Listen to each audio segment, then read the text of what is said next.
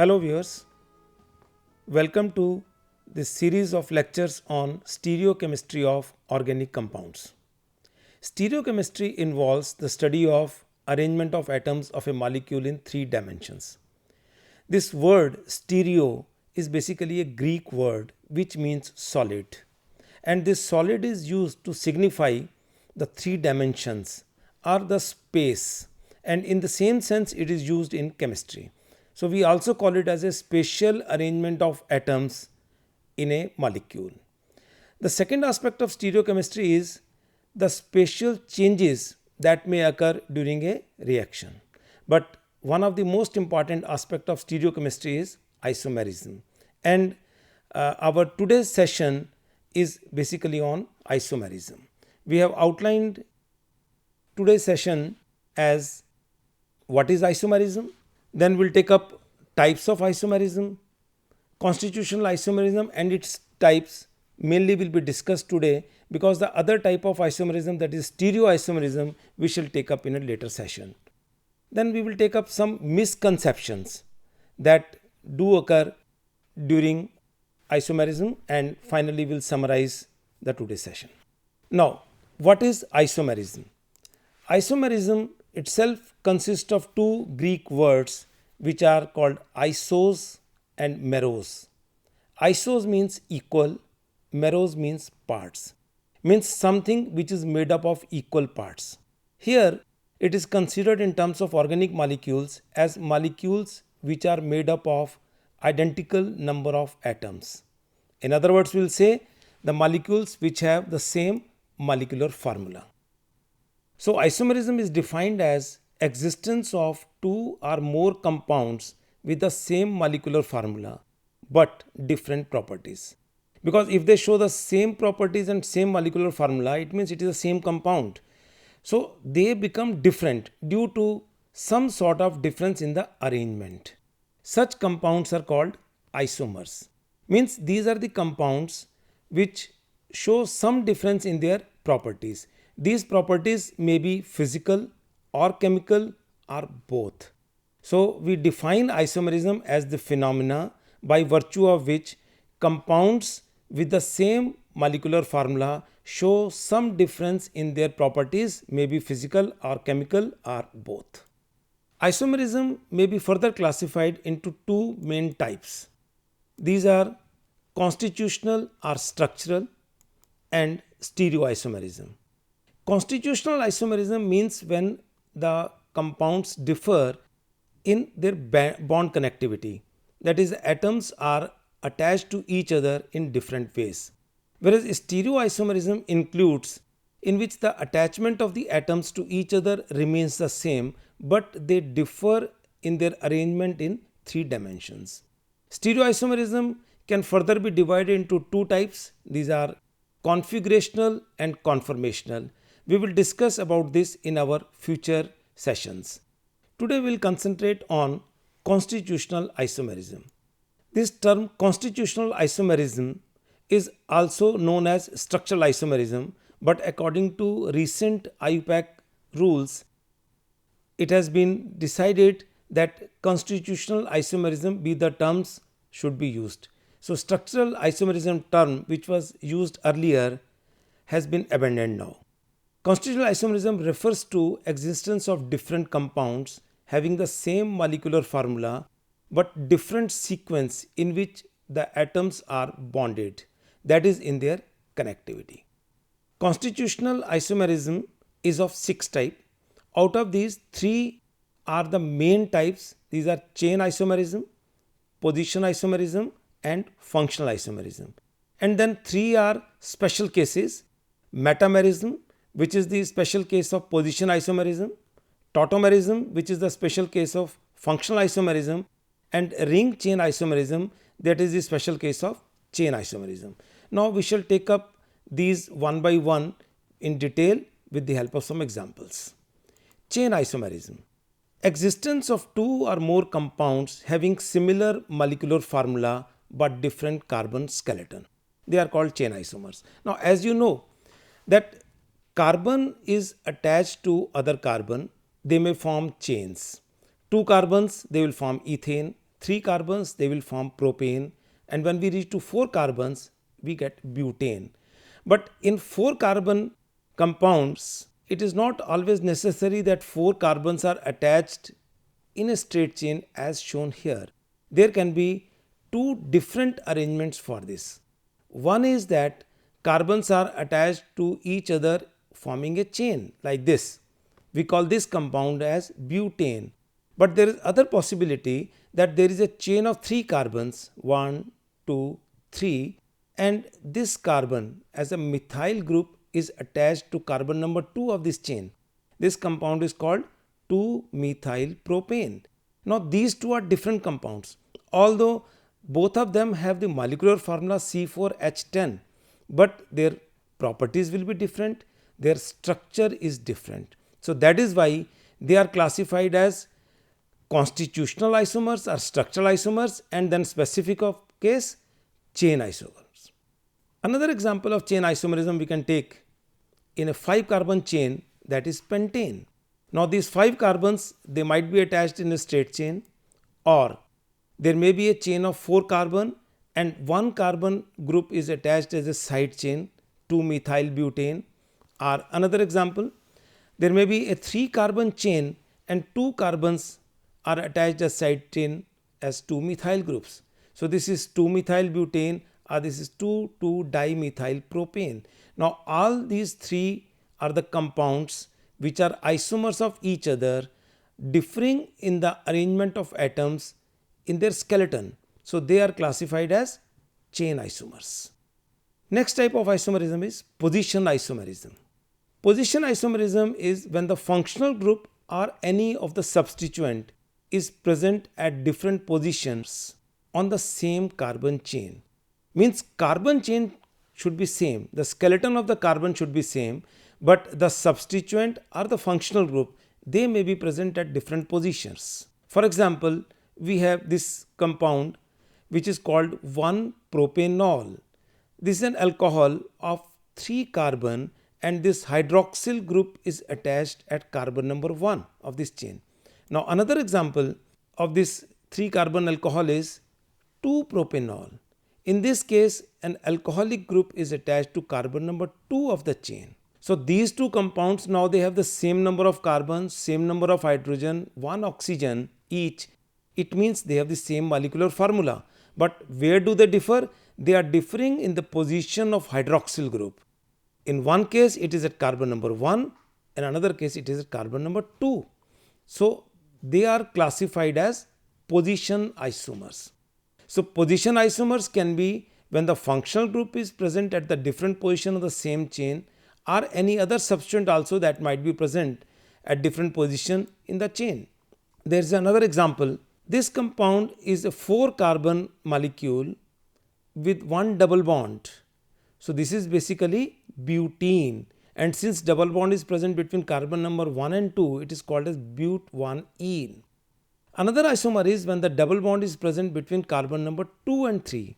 This compound is called but2-ene. So where do they differ, these two compounds? These two compounds differ in the position of this functional group, that is the double bond. In one case it is present between carbon number 1 and 2. In another case it is present between carbon number 2 and 3. So they are also classified as position isomers. Now we have functional isomers.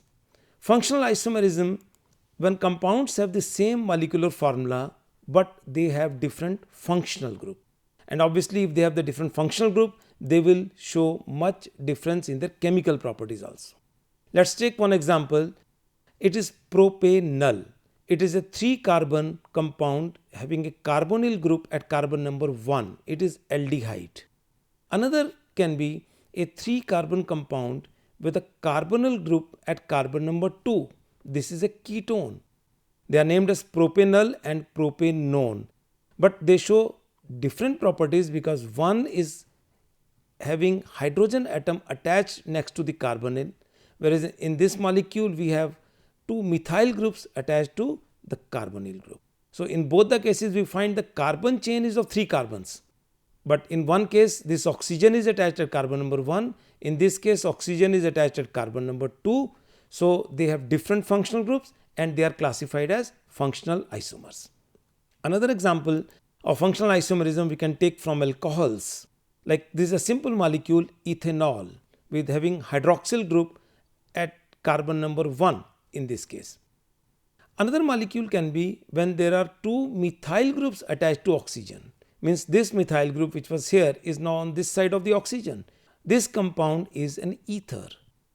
It is named as methoxymethane. This is ethanol. Both are having different functional groups. Hence they are classified as functional isomers.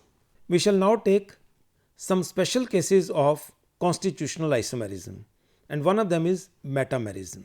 In metamerism, we find that functional group comes in between the carbon chain and it breaks the continuity of carbon chain. And when this carbon chain is broken at different position, then we call it as metamerism. Means it is a special case of position isomerism where the functional group breaks the carbon chain at different position. Let's take the examples. One compound is this ethoxyethane. This is an ether. In ether, oxygen comes in between the carbon chain and we find that there are two ethyl groups on each side of this oxygen. Then another ether with the same molecular formula is methoxypropane. Here the oxygen breaks the carbon chain and two fragments of chains we have a 3 carbon portion and 1 carbon portion. So these two cannot be classified as chain isomers because carbon skeleton is not the same, and they cannot be classified as the position isomers because requirement there is functional group or a substituent should be present at different position on the same carbon chain. Here the carbon chains are different. So that is why this becomes a special case and we call it as metamerism. These two isomers are called as metamers. So whenever functional group is such which is coming in between the carbon chain and breaking it at different positions, those isomers are called as metamers. The phenomena of metamerism can be shown by many other functional groups which break the carbon chain, such as esters. We have the example here for esters. This is ethyl ethanoate and this is methyl propanoate. This oxygen of the ester link breaks the chain. What we find here, this is a 2 carbon chain on this side and 2 carbon chain on this side. Whereas in this case what we have a 1 carbon methyl group on this side and a 3 carbon chain on this side of oxygen. So both have the same molecular formula, both are esters, but the functional group is present at such a position that the carbon chains on the two sides of oxygens are different. So these two esters are also classified as metamers. The phenomena of metamerism can be shown by acid anhydrides and secondary amines also. Next, special case of isomerism is tautomerism. Tautomerism is a special case of functional isomerism. And in this case what happens? The functional groups are interchangeable and they interchange by movement of one hydrogen. Such a hydrogen which can change its position is called labile hydrogen atom. Tautomerism is further classified by naming the two functional groups which are in equilibrium with each other, that is, which are formed by the exchange of hydrogen atoms. Let's take one example. Since this compound has got a carbonyl group, it is called keto form, and after the shifting of this hydrogen, this has become OH, that is alcohol, and this has become double bond means ene. So such compounds are called enol. So these compounds are called keto and enol, and this type of tautomerism is classified as keto-enol tautomerism. Tautomerism can be shown by many other functional groups like amide groups. This is an amide, CONH2. One of the hydrogen from nitrogen can shift to this oxygen and the pi electron shift here between carbon and nitrogen to form the double bond, and this structure is known as imine, C double bond and imine, and OH all. So it is called iminol, and this is amide. So this tautomerism is called amide iminol tautomerism. Oximes can also show this type of isomerism. This is an oxime, C double bond and OH. This hydrogen from the oxygen it leaves and hydrogen comes to this carbon, double bond shifts between nitrogen and oxygen. we get this functional group which is called nitroso. So this is an oxime nitroso tautomerism. So in tautomerism, what happens? Two functional groups, they remain in equilibrium. The ratio of the two compounds will depend on many factors like solvent, temperature, overall pH, and even the stability of individual molecules.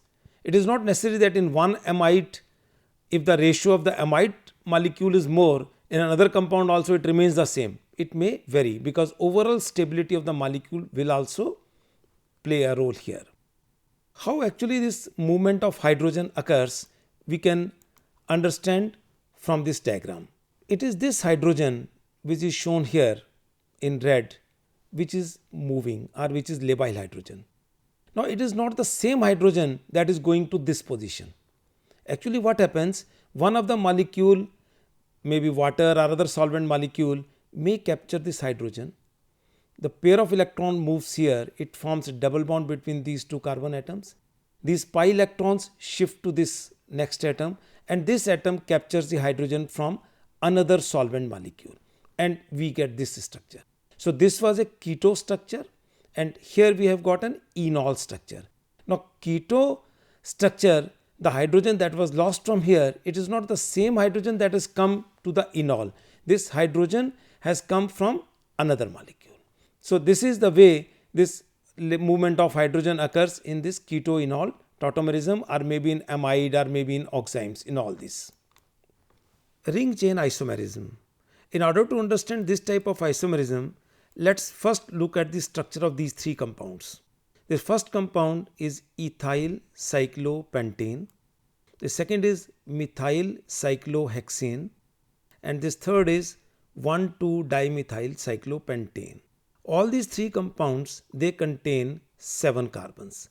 Now if we look at the continuity of carbons in them, in the first one, let me count 1, 2, 3, 4, 5, 6, 7. So what we find that 7 carbons are in a chain, and carbon number 7 is linked to carbon number 3. Let's move on to second structure. Again we find 1, 2, 3, 4, 5, 6 and 7. So there are 7 carbons in a chain, but 7th carbon is linked in the chain to carbon number 2. And in this case 1, 2, 3, 4, 5, 6, 7.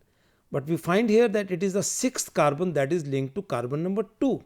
So what difference we find in these molecules is that it is the same chain, but only the different carbon of the chains have linked to each other at different positions. So how do we classify these isomers? They have the same chain, so we cannot classify them as chain isomers. They do not have any functional group, so they cannot be classified as functional isomers. There is no questions of position since there is no functional group. We can talk about the position of substituent, but substituents are different. Here the substituent is methyl, here there are 2 methyls, and in this case it is ethyl. And second thing, the substituents are present on a different type of base, that is, it is a cyclohexane, it is a cyclopentane. So then a special case of isomerism is generated here, and we call them as a ring chain isomerism. That is when the same number of carbons are there in the chain, but they form the ring of different size, and obviously the remaining carbon chain will also be of different size. So they are classified as ring chain isomers. Then there are some misconceptions in isomerism. The problem comes sometimes in classifying the compounds into a particular type of isomer, such as these two compounds. Both of these are 5 carbon compounds, 1, 2, 3, 4 and 5. Both of them have carbonyl group. The difference is that carbonyl group in this compound is at carbon number 2, whereas in this compound it is at carbon number 3. Now what we find that both are ketones, both have the same molecular formula, both have the same functional group. Mistakenly, these two compounds are sometimes classified as metamers, which is not correct. Because metamers means functional group should be such which breaks the continuity of carbon chain. Here the carbonyl group does not break the continuity of carbon chain because one of the carbon of carbonyl group is part of the chain. So they are classified as positional isomers. So 2-pentanone and 3-pentanone are positional isomers and they are not metamers. Let's take another example. This is an ether and there is another ether with the same molecular formula. We find that there is a 3 carbon chain on one side and 1 carbon chain on another side. In this also there is a 3 carbon chain on one side and 1 carbon chain on another side. So they are not metamers because they have the breakage of the carbon chain at the same site 3 plus 1 and 3 plus 1. Then what type of isomers are these? They are not the functional isomers because they have the same functional group. Let us look at the position of this group, that is the methoxyl group. We find that this methoxyl group in this chain is present at carbon number 1, whereas in this chain of 3 carbon it is present at carbon number 2, and they are named as 2-methoxypropane and 1-methoxypropane. So they are classified as position isomers. They are not functional isomers and not even metamers. Another example we take from amines. This is ethanamine. This is N-methyl methanamine. So both have the same molecular formula. Again, mistakenly they are classified as tautomers because this is breaking the carbon chain. Okay, this is breaking the carbon chain, but with that the functional group has also become different. This is a primary amine. This is a secondary amine. So they are different functional groups. So they are not classified as tautomers. They are basically classified as functional isomers. We can compare them with ethanol and methoxymethane. It is the same situation. This is an alcohol with OH group. And now what happens? One of the methyl group comes on this side of the oxygen. So this becomes ether. So they are two different functional groups and they are classified as functional isomers. Similarly, primary amines and secondary amines, they are classified as functional isomers. Let's take another example from the amines, propanamine. Propanamine can be propane 1-amine and propane 2-amine. The amino group is present at carbon number 1 or it is present at carbon number 2. So they are position isomers. Same molecular formula, but the position of NH2 group is different in the two. Then another compound with the same molecular formula is this, where NH group comes in between the chain, and this is N-methyl ethanamine. Now this is a secondary amine. So this is a functional isomer for this compound as well as for this compound. So where do we actually get metamerism in amines? That we can see in these examples. This is N-methyl propanamine, means it's a secondary amine with 1 carbon chain on one side and then 3 carbon chain on another side. And another example is 2 carbon chain on this side and 2 carbon chain on this side. So N-ethyl ethanamine. Now these are the two compounds. Both of them are secondary amines, but they have the functional group at a position which is breaking the carbon chain at different positions. So they are actually classified as metamers. So what we find that sometimes it becomes difficult to identify the type of isomerism shown by the two compounds. I'll tell one of the simplest way of doing is that write the IUPAC name of that compound. Once we have written the correct IUPAC name of the two compounds and we compare, if they differ in the ending, means ending is the suffix part which is due to functional group, it means they are the functional isomers. If they differ in the middle part gives us the total number of carbon in the chain, it means then they are chain isomers. And if they differ somewhere in the mathematical numerals, means the position of the functional group or position of any substituents, then they are classified as positional isomers. So we can find out the type of isomerism shown by two compounds in most of the cases by comparing their IUPAC names. Let us now summarize what we have done today. We discussed what is isomerism, then we discussed the types of isomerism, out of which discussed only one type today, that is the constitutional isomerism, and then various types of constitutional isomerism. Then we have taken some misconception that arise while classifying the compounds into a particular type of isomer. In the next session, we shall take up stereoisomerism, its classification, and then one type of stereoisomer